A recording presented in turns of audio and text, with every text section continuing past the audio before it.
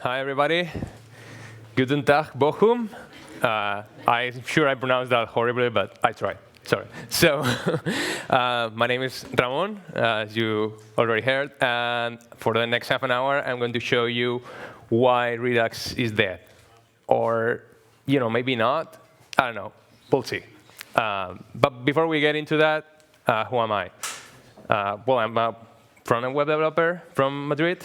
I've been working with React for the last 4 years, so actually right around the time Redux was announced. I'm also a Silly Pad projects expert, and lately, apparently, a tech speaker on controversial topics, because all the talks I'm doing this year are about controversial stuff. So yeah, that's what you get. OK, so let's get to it. Why people want Redux dead? Well, Redux is, I know you love the emoji. So Redux is built on 3 core concepts: the store, the actions, and the reducers. And then we also have React Redux, which is to connect your components to the store. Well, the thing is that there are actually valid pain points in all of this, starting with the store.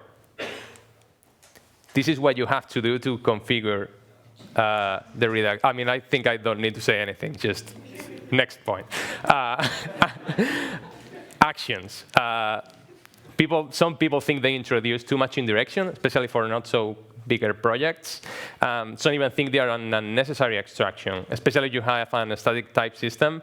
Whenever you dispatch an action, and you have the type the action type in your reducers, you probably don't even need the indirection of having an action in between, because the type system will let you know if that action type is actually handled in the switch or not.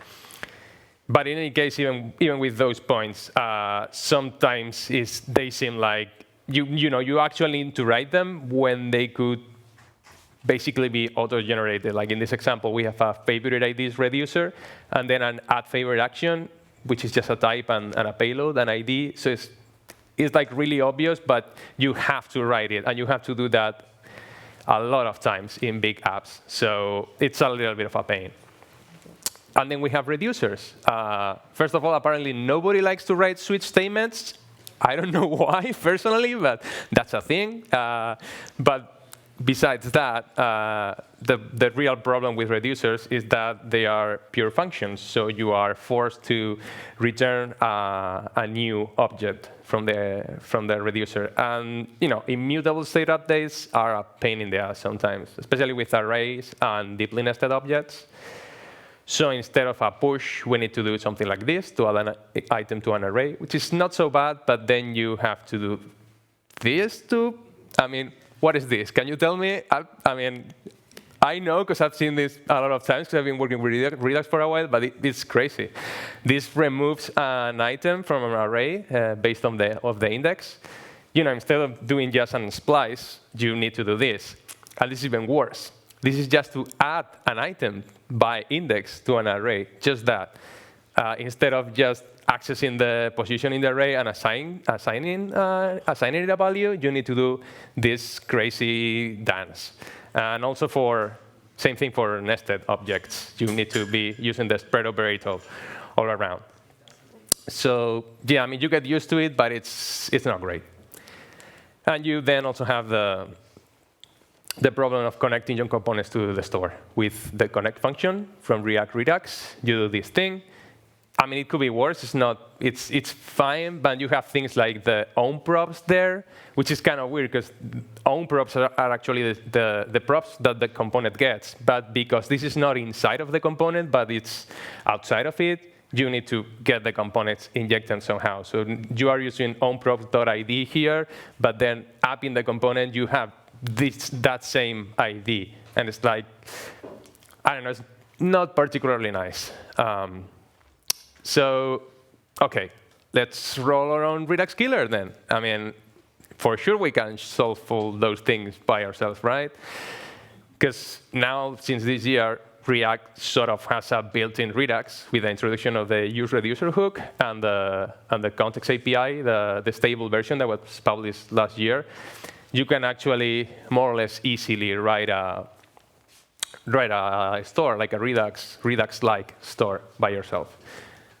You can create a context, then write a provider, use the useReducer hook that returns the state and the dispatch, and you can just shove the state and dispatch into the provider value, and call it a day. You can write a hook also to access the store a little bit nicely. So then you wrap all your app with the provider, and on your component, this is a favorites component that needs to access the favorite IDs state that we saw before. Well, you just import your hook to access the context, and you get the state and dispatch. And then you can get the slice of state that we need from the state, and we can dispatch actions. So yeah, we just killed Redux. All right. Are we sure, though? Like, getting the whole state like this and the dispatch, and then needing to pull out what you need. And you also need, if you see there, we're also exporting the actions because we need them to dispatch. I mean, it's not so great because we are losing some of the encapsulation provided by the action creators in Redux, and also the selectors. Like, this feels, maybe for very small projects, it would be fine, but it doesn't seem to scale really, really well. And there's, besides all that, there's a much more pressing issue with this sort of naive implementation, which is performance. Because when you are using the React context, the problem is that all the components in the subtree re-render when the context value changes. So if you have a big store that is an object with a lot of keys, in the previous example, sure, our component is only using the favorite IDs key, but it doesn't matter. As long as any other thing, any other key in the object changes, your component is going to re-render. So you can see how that's not going to scale for a big app. And this is actually a problem they had with React Redux version 6. They rewrote React Redux to use the new context API. Sure, they said, let's just get a provider, only make the provider subscribe to the store, only the provider, and put actually the state object in the value, and then read from it. Basically what we've seen here. Like, I mean, a little bit more sophisticated, but the idea is the same. And they found out that simply didn't scale. Like, there were actual performance problems in big apps, and they had to go back to the old way. So that's sad, because it looks like maybe there's not. I mean, can we really do our Redux killer? Is there hope for us? Well, there's an approach that could work, which is using multiple contexts. You know, having sort of like smaller self-contained stores.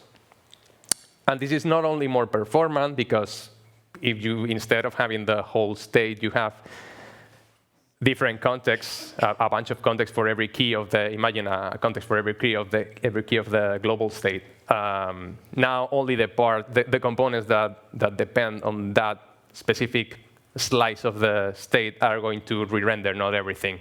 So that's better for performance. And it also makes more sense for encapsulation. And we are going to see why. So as I've said, we now slice our state into a bunch of contexts. For example, here we have a favorite context, which is basically the same thing as the other context, but it only deals with an array of favorite IDs. So it's using the useReducer, all the same, but instead of our root reducer, it's using a favorite IDs reducer.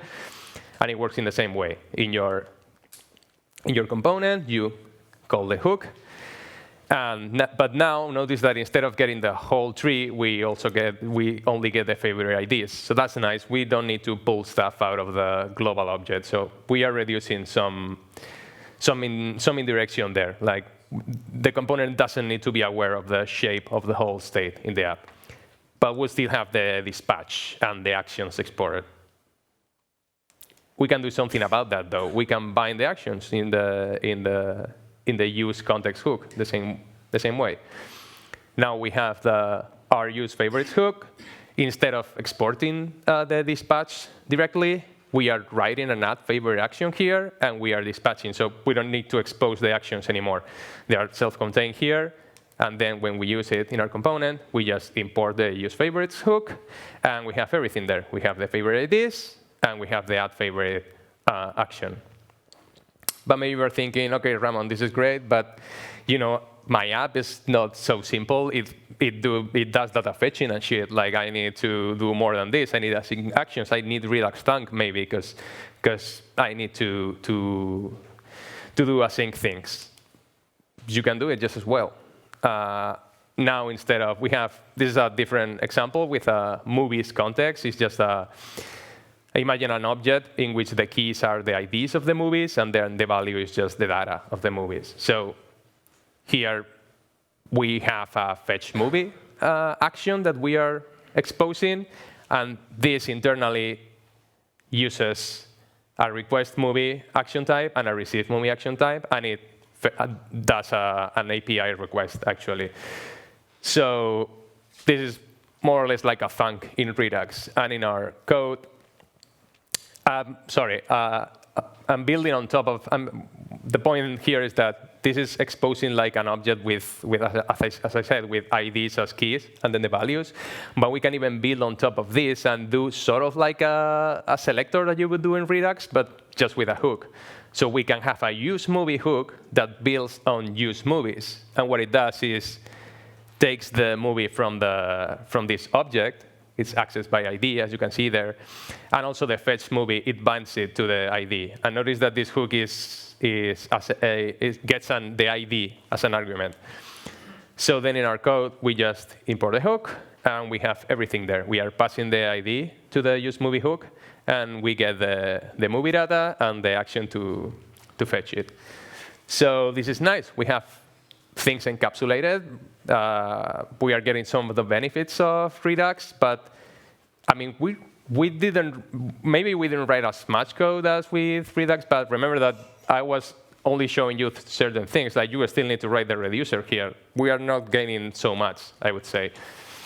So are we really sure about killing Redux? Like, maybe we reduce boilerplate, and for sure we gain some flexibility, that's for sure. Like, with this approach, if you want to expose your whole state, you can do that. If you want to expose just some parts, you can do it. You can expose the dispatch directly, or use the sort of like action creators, as you would do on Redux. You can pick and choose whatever you want. You can customize your level of abstraction, so that's nice. But besides that, if we don't use Redux, we are actually losing some things. We are losing a huge ecosystem, the Redux DevTools, which are nice for debugging. Middleware, things like Redux Saga, for example, that makes fetch handling easier. Because even if you roll your own thing, you do need to take care of some issues that are difficult. Like, maybe the store is not the most difficult part in a front-end, in a complex front-end web app, because you still need to do requests. And let's say the user clicks a button that dispatches an action to request the data from a movie. Maybe he clicks again later. So now you need to decide.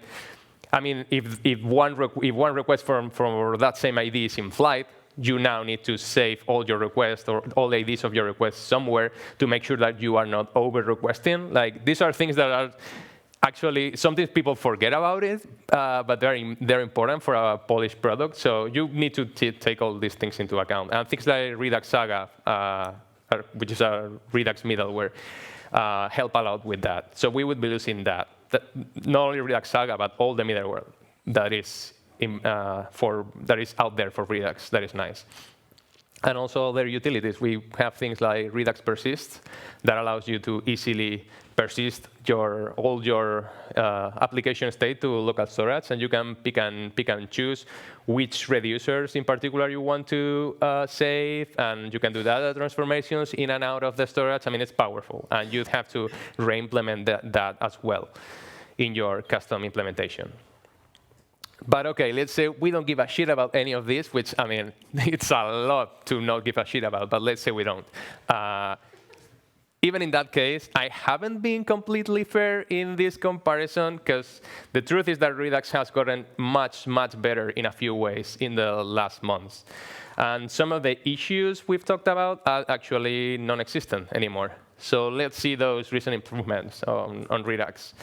First, there's Redux Starter Kit. This was introduced, I'm not sure if December last year or January this year, but it's not so long ago.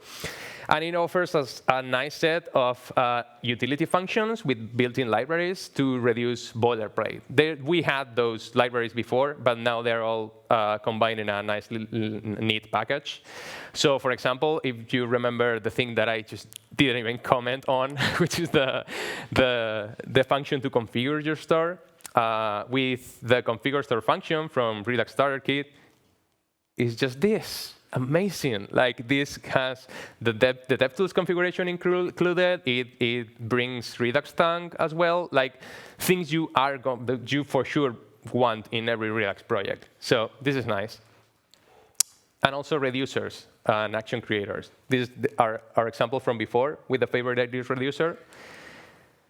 And this is with create action and create reducer from Redux Starter Kit. Notice how the create action function just gets a string, and it automatically generates the object with the type key and the payload. And then the create reducer allows you to not write switch, which apparently nobody likes. So you just pass it a map between action types and your reducers. And also notice something that is probably the most important thing here. We are doing a state push inside the reducer, because this is using Immer under the hood. Immer is a library that basically allows you to do mutations to your variables, and it uses proxies. So it basically tracks all the mutations you are doing and then applies those changes in an immutable way, creating a new object. So it's nice, because it's not like things like immutable.js, for example, that you need to learn a new API. You just use regular JavaScript, and you mutate your stuff all you want, and you need to care about it. Immer will do the proper thing for you. So yeah, this is nice. This is much, much better than what we had. And besides all this, we now have hooks in React Redux since June this year.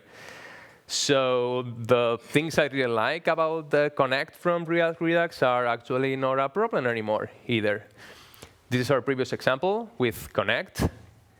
And this is how we would do it now with the use selector and use dispatch hooks that are pretty self-explanatory, I think. So we don't have the own props thing anymore, because these are hooks. They live inside the components. So we are getting the ID as a prop, and then we are using it right away in our selector. So this is nicer. This is starting to look pretty cool. And if you think about it, take a good look at this, because doesn't this look familiar? Like, this was our custom implementation, and this is Redux now. And this was our custom implementation, and this is Redux. I mean, I don't know if you've seen the pattern, but that use movie hook that we wrote, it could use the use selector and use dispatch hooks inside it, and just expose those things. Like, maybe it wasn't so worth it to write the thing ourselves. I don't know. I'll let you decide on that. So some final conclusions about this. First of all, we actually don't need to choose. We can use Redux for truly global application state and normalized data, and then use context for other things. Like, sometimes in the past, when context was not a stable API, maybe we have a small area of our application that shares some state. And because it's 4 or 5 or 7 levels down, we would put that in the Redux store. But now, since we have context as a first-class citizen, we can actually only put truly global state in your Redux store, and then use context for smaller state that has to do, maybe it doesn't have to do with data, but it has to do with small local UI state. That's a great use case for the new context API. So we can combine, we can do both things. And also we should be using local state more and lift it up when needed. Because before hooks, it was a pain in the ass because you have your function component, and if you need a state, now you have to rewrite the whole thing into a class component in order to have state. So I can see how you sometimes would just don't do it and just connect to the store and put it there. But now it's simpler. So if you need a state, and if only a couple of components share a state or 3, just leave the state up. It's not such a problem. You can pass the prop down 2 or 3 levels, and it doesn't matter. And if it bothers you, well, use the context. But don't go to the store for everything, because we don't really need to.